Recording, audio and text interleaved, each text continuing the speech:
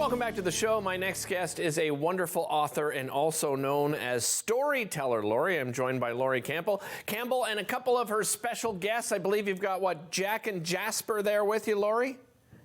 Yes, this is Jack, and this is his twin brother, Jasper. I cannot wait to talk about that. But before we get to Jack and Jasper and you know the reason why you use puppets in your storytelling, tell me a little bit about your background as a writer. Introduce yourself to our viewers, Laurie. Well, I was a librarian at Carleton University for about 30 years, and I had to leave for health reasons.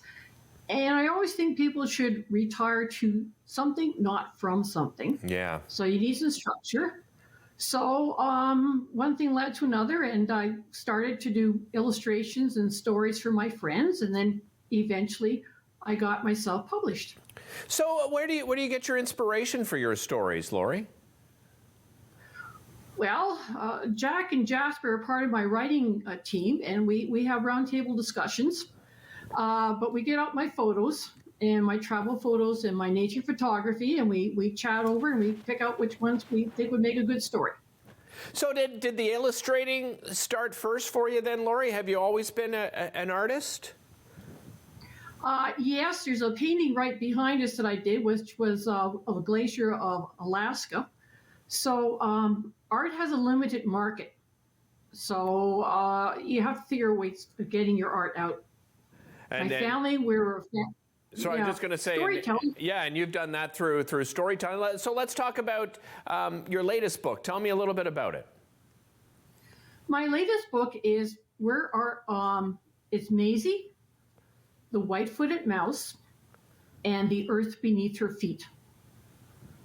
Here we are here looking at one of the illustrations. Tell me about the illustration here, Laurie.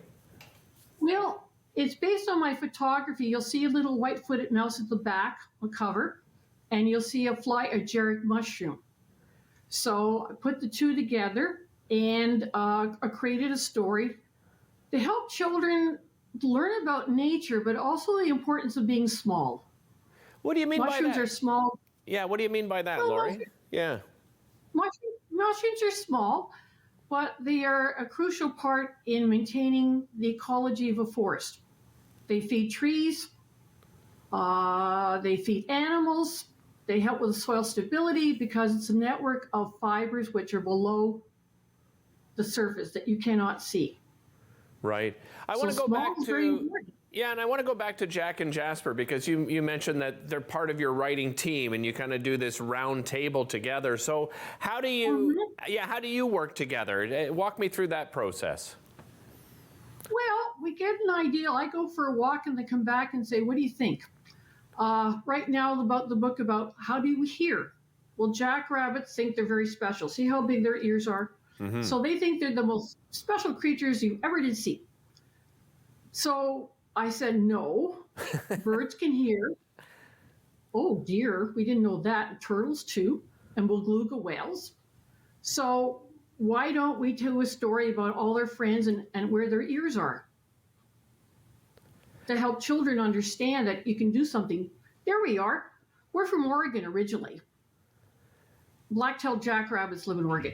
And that's a picture of me. That's Jack. Okay. And the other one, and there we are in our balloon.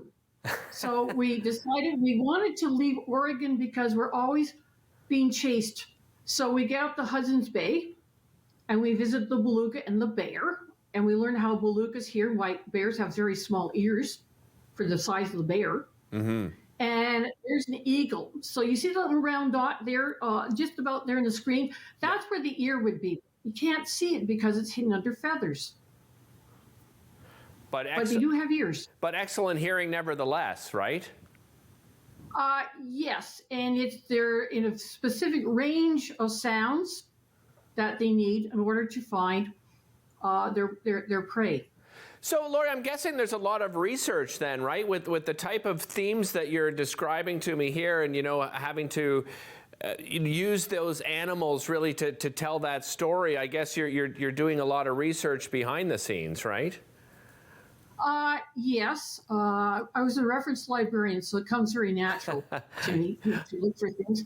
So I have reference books, and I spend a lot of time out in the field observing. I'm a nature photographer. And of course, we have the internet these days. So between the three, and then I also have friends who are active birders and naturalists, and I can ask them questions as well.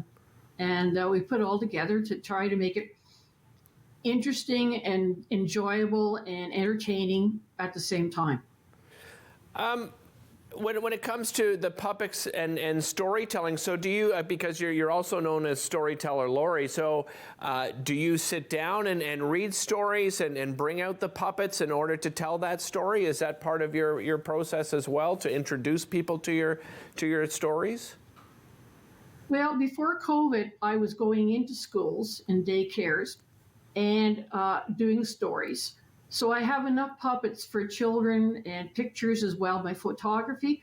So we can educate using the puppets. And they look fairly lifelike, right? They're not cartoon characters. And we rehearse, and then I tell the story. And when it comes time to be a particular animal or bird, the children get to be that bird or animal. Nice, nice. So it's interactive. So I don't sit down much because we get up and we move around and do things because children are all different and they need activity. They need something tactile. They need something audible, something visual. So it's a multimedia presentation. Yeah, I couldn't agree more. It's an excellent way to present it. Where can people get copies of your books? Well, I do a variety of shows, and one of them's going to be March the 3rd to the 5th at the Horticultural Building. And it's the Ottawa International and Craft Book Expo. Okay. And you can buy the books there. Sometimes I'm also at Lansdowne Park, but I have a website, which is basically storytellerlaurie.com. Excellent. Laurie, really appreciate the time today, and of course, appreciate the time from Jack and Jasper as well. Please check out Laurie's website, find out more information, and catch her there March 3rd to 5th. We'll be right back.